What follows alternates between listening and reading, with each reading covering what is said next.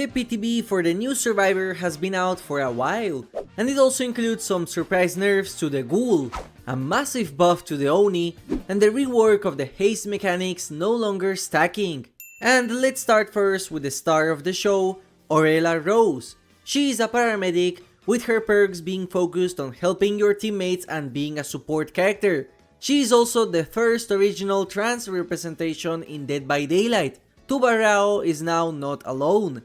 This PTB also finally returned to having the cosmetics in the store, just like how it was back in the days, so you can purchase them all in order to test combos in-game. According to the community manager, this is the way going forward, which means we might get to see the FNAF skins in the future PTB too.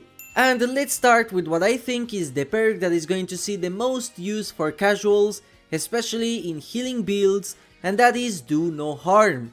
This is an altruistic perk that increases the healing speed on survivors 50% for each hook state they have.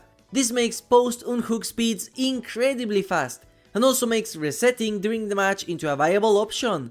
Now you might think that Botany does this already, so what is the point? That is because you can stack both of these perks together, and you have what is by far the fastest healing speed possible that becomes even stronger the more hooks the killer gets. With this perk, it makes it feel like everyone is using Resurgence in order to instantly get healthy before you can even come back to the hook to punish. So this is going to be a fantastic perk to use in medic builds, as you can keep your teammates healthy when it matters the most. I doubt it's going to be meta, but it's a really good perk and it is very well designed too.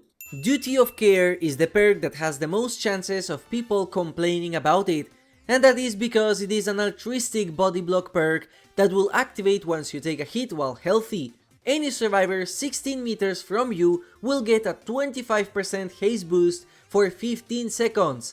It's designed to be a competitive perk. This is another perk that I feel is very well designed as it cannot be abused, especially because haste stacking no longer exists. It makes body blocks much stronger for survivors, but it comes with the condition that you have to be healthy to use it. You have to body block the killer, which means you are not on gens, and you get nothing out of this perk, so it is purely a support focused perk, which makes it unpopular in solo queue. Against strong teams, this is going to be very annoying, but there are so many other busted perks that I don't think this perk is going to become meta either. You can counter this perk by going after the person who body blocked, and as I showed in my Bully Squad guide, you can counter this with various killers like Legion, Plague, Kaneki, any insta-down killer, or even killers that bypass body blocks like Nurse and Sadako. It's only going to be a problem against low tier killers like Pig or Trapper. And like I said, the problem is not the perk, but just how wide the margin between A tier killers and C tier killers is. And finally, we have what is for sure the meme perk of the bunch, and that is Rapid Response, which is a really weird perk. Anytime you get exhausted by any means, you will see the aura of the killer for 2 seconds.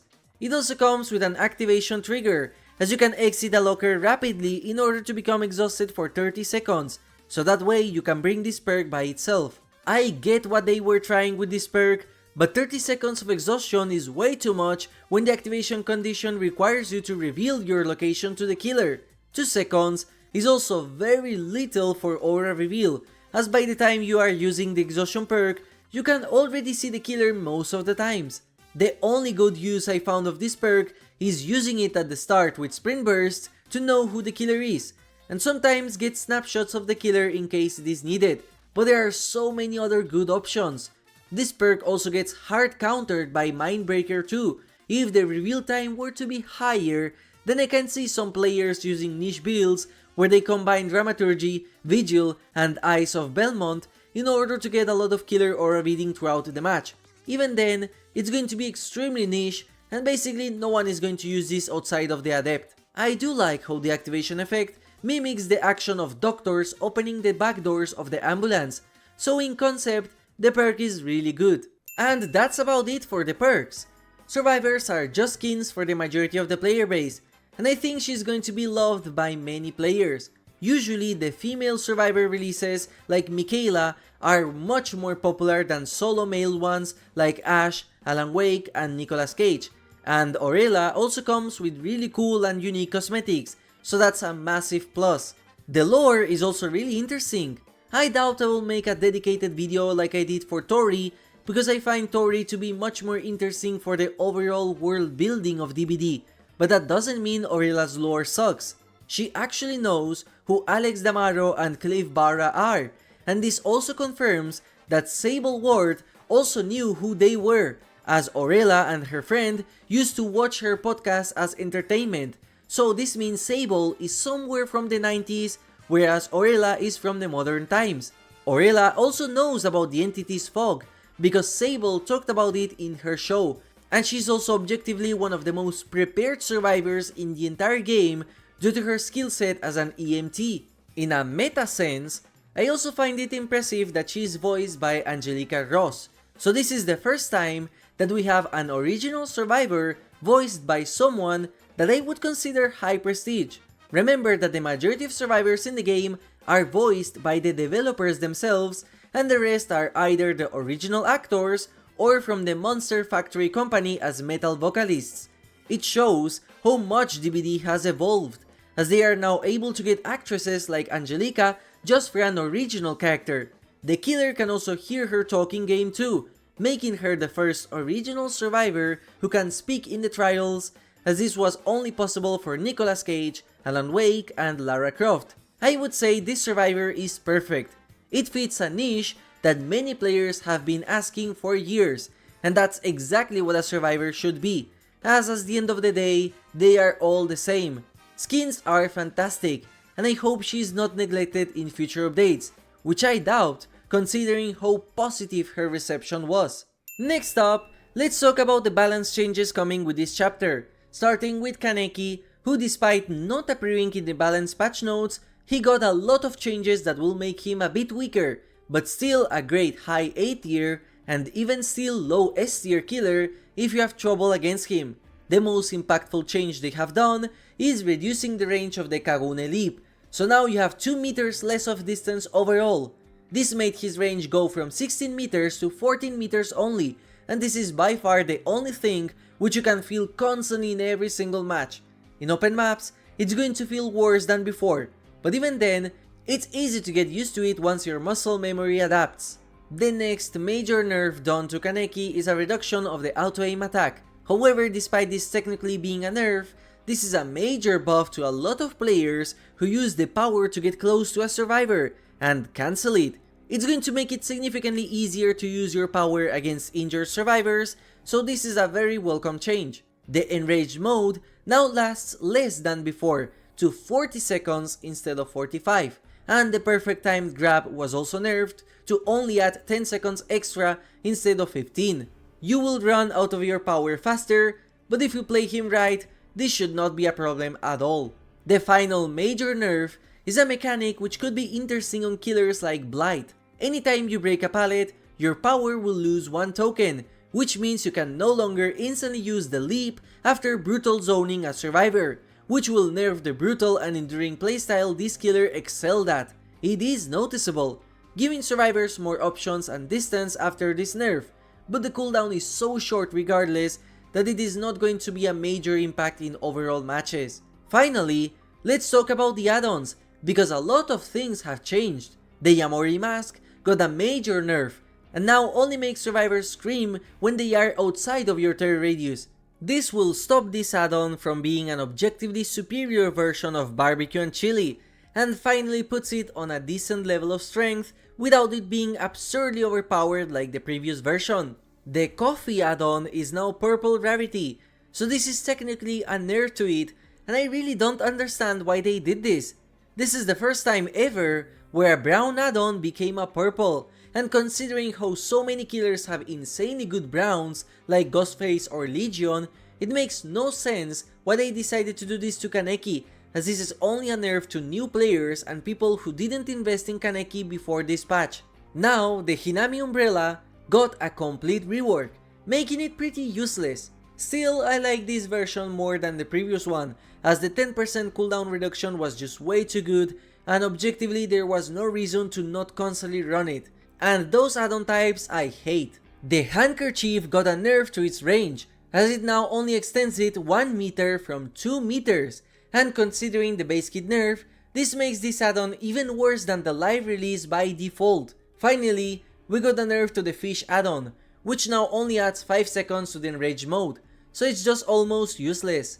No idea why they got a nerf on the first place, as before it used to add 15. Will these changes make Kaneki worse? Yes. But is he weak and got it? No. Kaneki's fun aspect is exactly the same as before. You can still play him in a very oppressive way, and I am happy that he got nerfs, and yet he's still basically the exact same in the vast majority of cases. The only thing I don't understand is why they did not nerf the pallet vault speed, as that is still very busted and something that Kaneki did not need to be fun. But hey, let's first see how he performs after these nerfs before adding more on top. Houndmaster got a nerf, but I honestly barely noticed it. The vault speed is slower indeed, but I personally do not think this nerf is enough to move her on a tier list. She is still a strong killer, and she will now get more blood points compared to before. All I hope is that they made bug fixes to her. The final direct change that is included in this patch is a massive buff to the Oni Flicks, as they completely removed the turn rate limit. In the live release, the flicks were gone and it made Oni feel much sluggish compared to before. Now, it seems like the devs said, you want Oni Flicks, and they made this change with hate, because the turn rate is absolutely crazy, and for me personally, it makes the killer feel really bad, as now anytime you turn to attack a survivor, just by moving the mouse a bit, you're now looking at your back. It's super easy to do flicks now, but it is harder to hit survivors on 90-degree angles, at least for me personally. I am sure many Oni fans are very happy, but I honestly doubt that this buff is staying, because the sensibility is so high, it makes the killer feel broken, and not in a good way, but in a it's not intended way. If I am wrong, and this is intended, it will raise the skill ceiling and skill floor of the Oni by a lot, and make flicks accessible for console players too. And finally, let's talk about the topic that I was the most worried about, and that is the haste stacking mechanic. Now, only the highest haste and hindrance effect will be applied instead of it combining with other perks. This indeed has killed so many builds with haste, especially on the Clown and Singularity, as they come with base kit haste, and Clown comes with base kit hindrance. On Clown in specific, you can no longer stack the Invigoration add-ons, and you cannot use Agitation with the yellow bottles, as Agitation now counts as haste, so Backpack Clown is gone. However, something really interesting is that they said perks will be standardized to show that they give a haste effect, but this is not the case for add-ons. There are a lot of add-ons that are not technically providing haste, and this means you can stack those add-ons with one haste perk. For example, Chase Hag is still pretty much alive, and you can use her with Rapid Brutality, as the Shoe add-on is not considered as a haste effect. The same happens with the Nurse M1 build, the Speed Blight add-ons, the Speed Wraith add-ons, the Formula Oni build, and any other speed-based power. What this will kill is Speed Trapper, which now does not stack with the Coffee add-on, completely killing my favorite build in the entire game. It also kills Endgame Legion with the BFF's add-on. It kills the Wolf-only Dracula build, as the Scent Orbs count as haste. It completely kills Clown with any haste perk outside of 3 stacks of play with your food, as Invigoration will overpower it, and it makes Singularity combined with Rapid Brutality much weaker, as the perk is just not worth it. However, it also indirectly buffs the speed builds, as now instead of using haste perks, we will just replace it with Fire Up or Bamboozle, and in a competitive sense, it is going to be stronger than before. It just takes away one of the fun aspects of the game, and it makes me so sad how the new haste icon, which tells you your speed exactly, would have been so cool with haste stacking, as you would know how fast you were going with it. Now I get why they did this, and that is to balance some perks as they are useless by themselves, but can be cracked together, like the Talita Teamwork perk combined with Blood Pact. However, the devs only buffed 5 new perks. Dark Theory is now a whooping 3% instead of 2. Still trash, still bad design, I wish they just reworked this perk to be something else. Babysitter is now coded in a different way, but works exactly the same as before. And for some reason, Champion of Light got a buff, as now it grants Fixated by default. No idea who thought this was necessary. And that's it from the Survivor side. No buffs to the Teamwork perk or Blood Pact, which only were good when stacked, so now there is absolutely no point in running those perks.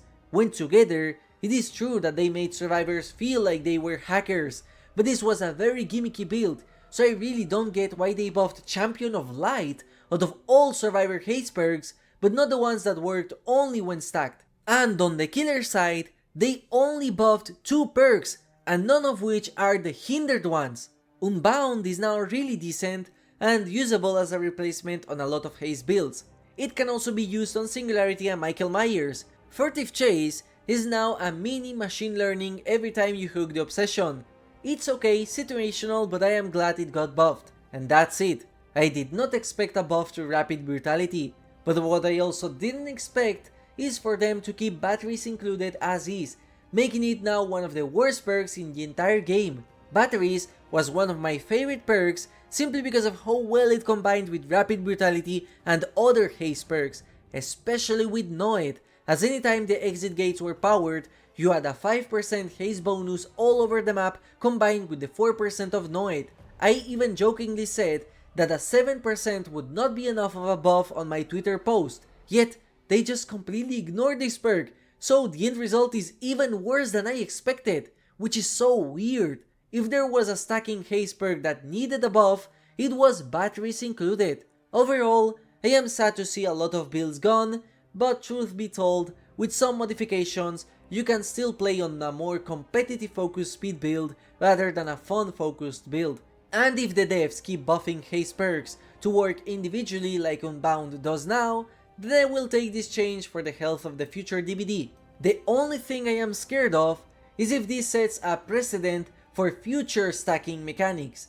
Imagine if there was a cap to how fast you can heal other survivors, or a cap to vault speeds. That would absolutely kill a lot of the variety in Dead by Daylight, especially for non-meta builds, so I hope this is something that never happens. And these are all the major things that are coming with the next patch, not including the collections. There are some more changes, like the ability to see who used which offering, the rarity change to the blue color instead of green, and the quest system. But all of those are okay changes and there isn't much to talk about. Let me know what you think of this update in the comments. Thank you for watching and have a nice day.